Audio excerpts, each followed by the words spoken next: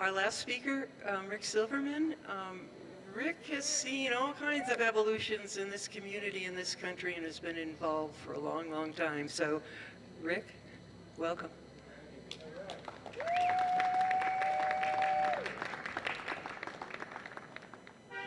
There used to be a time before I began my free fall into my 80s, now made ever clear to me daily by my aching back, my mutinous knees, and my declining mental faculties, when I could stand at a microphone and speak extemporaneously for perhaps hours at a time. No, not really. But I have to take note of the fact that my options are altering, diminishing, and I'm going to rely upon a piece of paper. So tolerate my blunders as I try to read through this, but will not do so until I take note of the power of the people who have preceded me today at the microphone. Wouldst that I had the sharp pen of a Suzanne Chevins, the beguiling melodic voice of our own Emily Scott Robinson, and the power and thoughtfulness of our poet, philosopher, sheriff, Bill Masters. As Amy suggested, I have been here a long time. I have watched Bill Masters from the time that he was a deputy sheriff. He has evolved in the most astounding fashion and been completely frank and self-effacing about it, so that the man you see now is the most highly realized example of what a lawman could be. And he's bold enough to take that message around the state, around the country, to the best interests of all of us. So Bill ought not to be remembered for the flashing blue lights that pulled over some speeder, or breaking up a bar fight, or perhaps dissuading some bank robber. But I know, because I've known so many directors of social service, for the hundreds, perhaps thousands of hours Bill has spent going into the dankest trailers, committing himself to the resolution of domestic acts, helping kids who were in dire circumstance.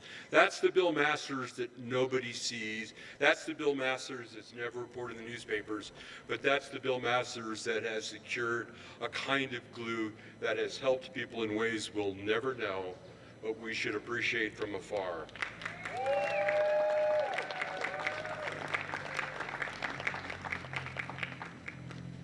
So with all that, I'm going to make an effort to try and read this perhaps pedantic little talk that I put together. And forgive me for my flaws in flipping a page and losing space. That seems to be more and more a normal part of my life. So with that, it is hardly necessary for me to recite the ever-growing list, known too well by all of you, of Trump failures, corruptions, or acts of such grotesque cruelty and incompetence that we daily recoil at the morning's New York Times or first report from NPR, curdling not just the milk, but even the coffee. We share a fear that we struggle to keep at bay, bracing for things ever worse, aware that the courts act too slowly, that the old guard Republicans may never speak up, and most poignantly, what should each of us do when the distant headlines from Greenland, Canada, El Salvador, Gaza, Ukraine strike closer to home, with the first learning of a raid at a restaurant in the Mountain Village, or ICE taking a parent of one of your kids' school friends from a job site to, well, God knows where. And we now have to consider the truly dystopian, but ever more plausible nightmare of some likely peaceful rally in Seattle or Chicago in front of an obscure Tesla dealership, or in a small town park like ours, become the excuse for some Mad Max-like array of Trump-bannered pickup trucks brandishing their much-loved atomic weapons.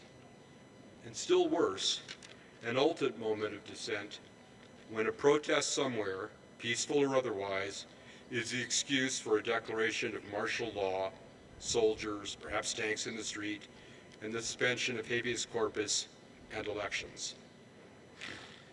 In that nightmarish scenario, the realization that it was once a more benign battle to maintain the integrity of public television an equitable health policy, or fairly count votes, gives way to a life and death struggle to maintain a semblance of democracy, human dignity.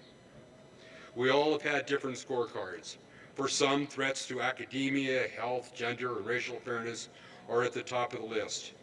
For others, it might be the abandonment of allies, the cozying up to the world's worst dictators, or the systematic uprooting of efforts to slow the deadening reality of climate change, perhaps better termed climate collapse, and even the basic norms of science and rationality that the Enlightenment bestowed on our constitutional forefathers and mothers. Hard to reconcile all this when we look around us in our peaceful valley, new snow on the high peaks, just days from bluegrass, a school board and state that heroically rejected the pressure to end DEI in our own school, a medical center that takes care of us like it was the Mayo Clinic, and nurtures the poor with the same kind of dedication it provides to the most hedge fund buffered second homeowner.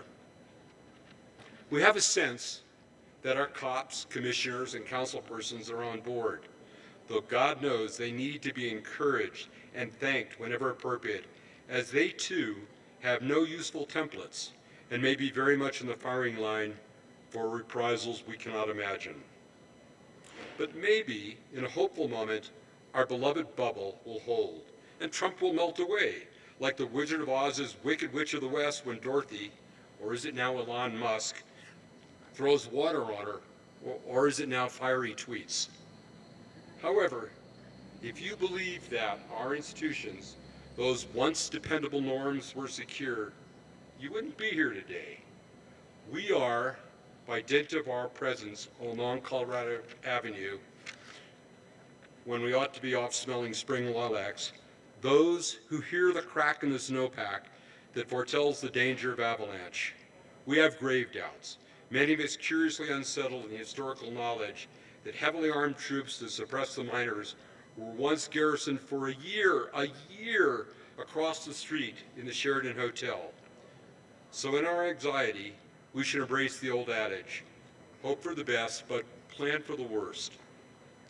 My simple request of you today is that we take stock of these realities, determined to support our schools, teachers, elected representatives, and lawmen when they resist the all too possible incursions from the forces of Trump, Stephen Miller, and their MAGA foot soldiers, and do everything we can to be forearmed, strategically resisting a descending, sometimes insidiously incremental madness, prepared to expend every energy to reassert decency and democracy.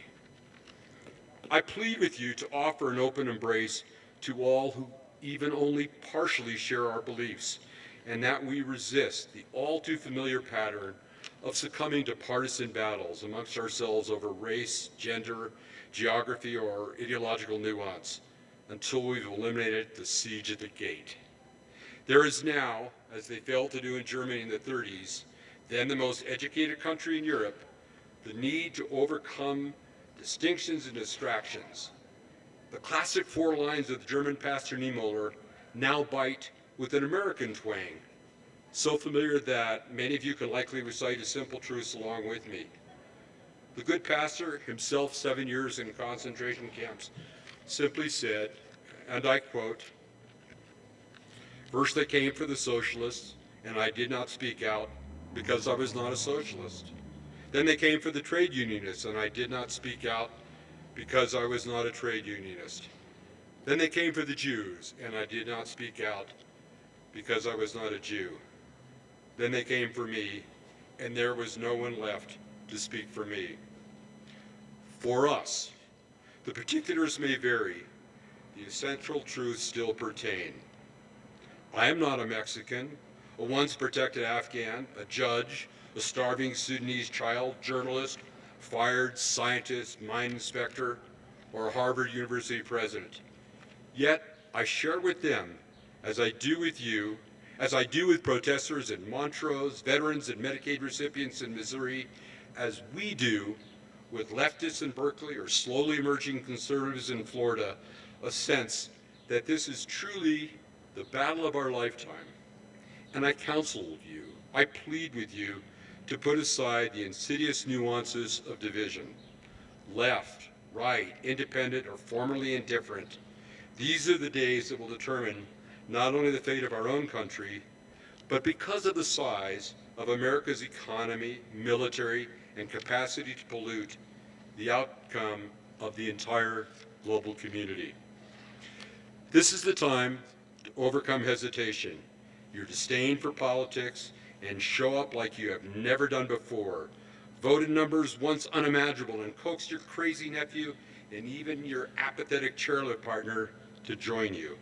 Convince them and yourselves to believe in the necessity of suspending divide amongst ourselves and put real dollars and time into what may initially seem insignificant little rallies like ours, knowing we are in this for the long haul and will grow our gatherings larger. Know too the value of seemingly insignificant letters to the editor, assured, as they did during the war in Vietnam and in the civil rights era, that they will mount into a wave. And let's build an army of good people who will not be run over by firearms, fascism, fox divas, false promises, or faux fears. Let's understand that our beloved bubble still retains necessary charm and value, but that it is leaking air at a terrifying rate.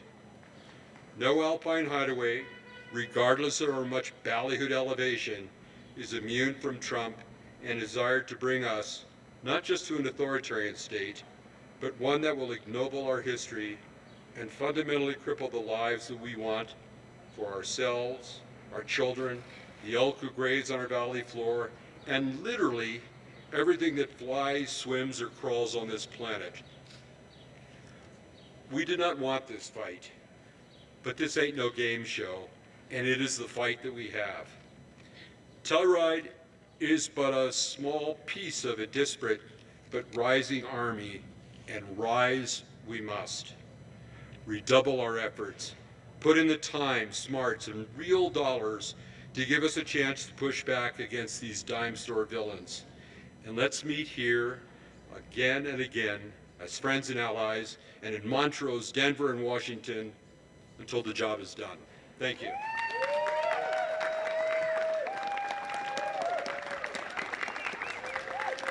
Thank you, Rick.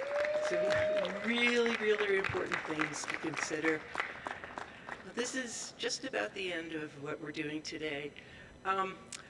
I wake up in the morning, I look at my email, and I get more and more depressed when I see some of the news that filters into my box. But there were two things in today's email that I do want to share with you. One was from a group, it's actually kind of a news organization called Closer to the Edge. And it was a very eloquent reminder that whatever we do, we have to do it with love. That it's, we can't be turning against each other. We've got to join together, and opposition doesn't necessarily mean the absence of love. So please keep that in mind. Yeah. And then the other thing was a very short poem from our beloved Rosemary Watola Trummer. And it was one reason to show up, okay? The whole world is burning, and the only way to bring it water, the bucket of you.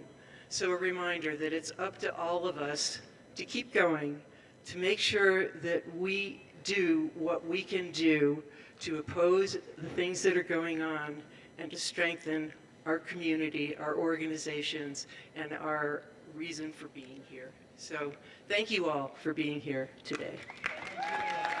And join us next week when we go to Montrose for the No King